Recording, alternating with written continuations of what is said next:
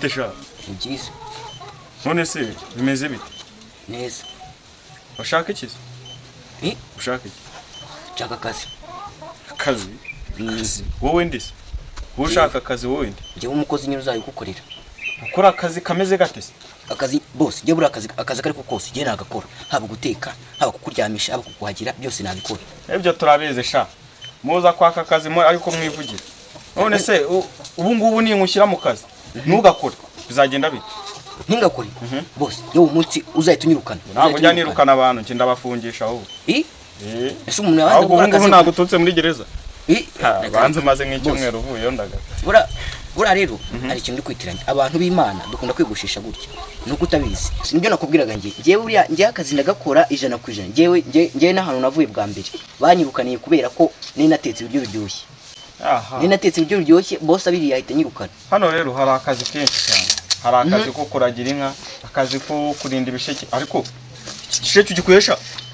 iki gisheke ugikuye igisheke nyine nose boss oya ikintu gisheke urumva nyine hano ngikuye urumva ugikuye hano ngikuye ari mu isoko ariya uretse ko atari nturutse ari ariko ari mu isoko barabicuruza wowe ukajya kunyibira ibisheke reka ntabwo nkwibira ibisheke nose tuvuge ko mu gihugu cyose ugira ibisheke wenyine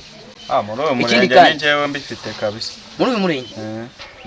ntabwo nkwizeye ntabwo nyizeye gute se boss ngiye bura nuko ngiye banzu nazana mu nkweru kunze gukubura ese ukambwira ko iki gisheke ugikuye iki gisheke niko kado oya iki gisheke ugikuye boss bura rero ari ikintu kwitiranya ibi bisheke twe tubitumiza muri Uganda muri Uganda ni nk'ibirometero nka 50 hano kugira ngo ugere hano iki gisheke ukigendesheje ibirometero bingahe nese ubundi uturutse uvuze bike ngiye ngenda ibirometero 300 ku munsi uturutse Munche zara ruguru urumva ibyaye bitari kugera ariko kanzana katebe tubanze twicaye mu nzu se bose ari kibazo apisha guma aho hanze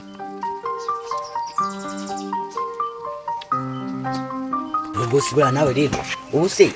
reba akagatibuzanye uzi ko basuzuguye abantu kweke ariko bura abakozi bose nuko mutemera aba boss bazamurwa n'abakozi ejo bundi baranyibye ntago wamenyira igisambo cyanyibye ejo bundi igisambo se yenziranye nabyo ngiye ntago we nakwizerane ku buryo utazanyiba ntago nje kwaka akazi ko mu rugo ngiye akazi nje kwaka na akazi ko kurinda ibisheke numvise ariko ufite ndafite akazi kenshi yewe n'abandinda nabo urabona ko nisaziye ariko nyine ibyo bisheke nabyo biri mu kazi pe ugomba kubirinda none ariko se harya wize amashuri angahe ku buryo nakwizera boss ngiye narize ndiga ndaruha umuturage nize amashuri 3 ya primaire ushaka ngahe 60 60 se bivuye none se boss banzo itegereze barakubeshye ngi nago membe ibihumbi 60 kurinda ibisheke banzo itegereze kurinda ibisheke bira bisheke byose birari kwirugwa kuzuba rimeze kuriya ariko boss nta kibazo wena ni wakatura hicu mugajye 50 nanjye nta kibazo najye mbiki nta kibazo ni wakanyima ukabireka none bakabyiba oya ibyo ntago bikunda kuko ugomba kubirinda ariko nyine ngomba kugwa ibihumbi 15 kuri cyane 15 yewe kadogorega ngiye nkuzanyitiranye ngiye nkura akazi bakava mu nzu nakubwiye ati akazi kose kabaho ndagakora urumva rero ntago wamfata mu tuzukuru mpembe 15 nzajya nkwemba ibihumbi 30 ariko bose ngiye nawe nitwa Kadogo witwa nde uzanyita Kanyoni sha urasa nkawe kabisa uri n'umwana Ani tozo ugira urasa nkawe boss none rero ubwo Kadogo ibintu byo kuba basore ntago bijyana n'akazi nako Kanyoni ubwo nzajya nkuhemba ibihumbi 30 zanga waciyemo igisheke igihumbi kiba cyavuyeho ubundi inakibura igihumbi ugutangira ejo ukarinda bira bisheke byose ahubwo yambize n'ubundi kuri bukana mfite uri burare umunsi ni nabyeretswe naho ndi burare ndahafite ejo mu gitondo uzagaruka ngaha uje kundeba mwereke inyerekano nzayandi sawa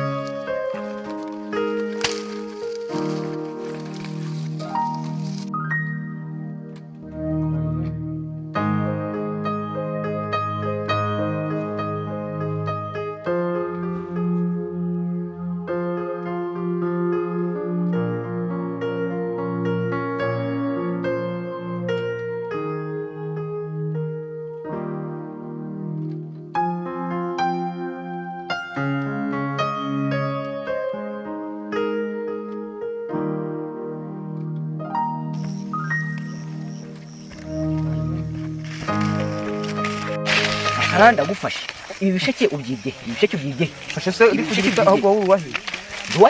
ntabwo nzi nakuze mwikari ntabwo nzi umaze kwibisheke none ngo ntabwo nzi iki gisheke ntabwo ari cyo ni ntabwo ari cyo wibye ntabwo ni none ko umuntu ugira ibisheke hari umuntu umwe ahubwo wowe nimba ugishaka wambwira nkaguciramo nawe ukakiramo se tugere mujyane kuri nyirabyo njye ntabwo niba ntabwo wiba se bino bisheke ntabwo bishari iki gisheke nagiturukanye mu rugo ruguririye ahubwo wowe uruwahe umurugura nanje nje gutema gatara ntabwo nturuka ina ariko bino bisheke warugiye hereye warugiye guhera uyu munsi ahubwo wowe ndikubona ku gisheke mbwira nk'uyeho wigendere umeho ntabwo niba urarebye mbonamo igisabo reka ume ku gisheke ntabwo waba ndabona ugishaka reka nawe ndabona ahubwo nimba ugiye kukimpa kimpe ubagiye umusaza uranamukiriye kimpe ukime cyose reka nguciramo nanjye ndashuje nta kibazo urakoze cyane rwose imana igumugisha njye mvuye ku mubosi wari haruguru ubu ngubu ngiye wera aka kanya urinze bino bisheke byose urakoze cyane rwose nimba kino gisheke kimpaye ahubwo imana igumugisha ijyanire nawe rwose ndabona ubabaye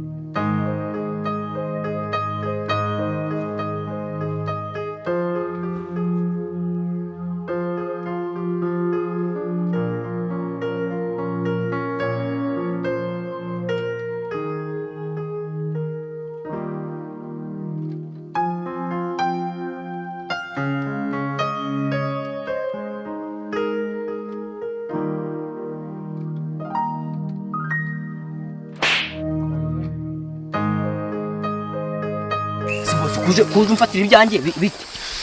ntabwo twakumvikanye ko umpaye akazi boss wowe urifata ukancira ibisheke nkandi ko nari nkwaye akazi nayo nkubwiye ngo uce ibisheke n'akazi utaragatangira n'akazi utaragatangira nta bisheke naciye ngewe nakubwiza ukuri nta bisheke nigeze nco none ibi bisheke bivuye ngewe n'umuntu unyihereye igisheke umuntu uwuhe ngewe duhurira ko musanze uri wenyine ko musanze uri wenyine nuko nari kukigera nose ko yakimaye akagenda boss ngewe nta bisheke naciye rwose ngewe nta bisheke naciye ikintu ngiye kugukorera rero nari nakubwiye ko ngewe yo ngufashe wanyibye nkamujyana kugufa ngewe ariko ntabwo nakwibye ahubwo kwanza reka mumagane na midugudu bite mubaza ibisheke byanjye ibisheke byawe ibyo bisheke bitema kwawe se ibisheke byanjye se ahubwo ugiye guhamagara midugudu se umubwira iki ngewe ibisheke ni byanjye ni umuntu wabinyihereye baragufunga wowe nari nabikubwiye ko bagufunga bose ngewe ibisheke ngewe nakubwiye ko ari umuntu wabinyihereye sibyo ngewe nakubwiye ko nari nabikubwiye ko ngewe iyo ngufashe mpita njya kugufunga boss ngewe rero reka nkubwire byibuze akira mbiguhe ariko mbabarire sibyo ndimarisha iki wabiri ngewe nanabiguha buri ukabijya boss ngewe nakemera ngahera nubwo wabimpereye ubuntu ariko nabiguha niyo mpamvu banyakaga avance aro midugudu ngewe urabizi ko iyo mfashe igisambo hano ukugifunga nta bintu byinshi akira ibisheke byawe zana abanyerondo baze bakijyana ndi hano neza ku bisheke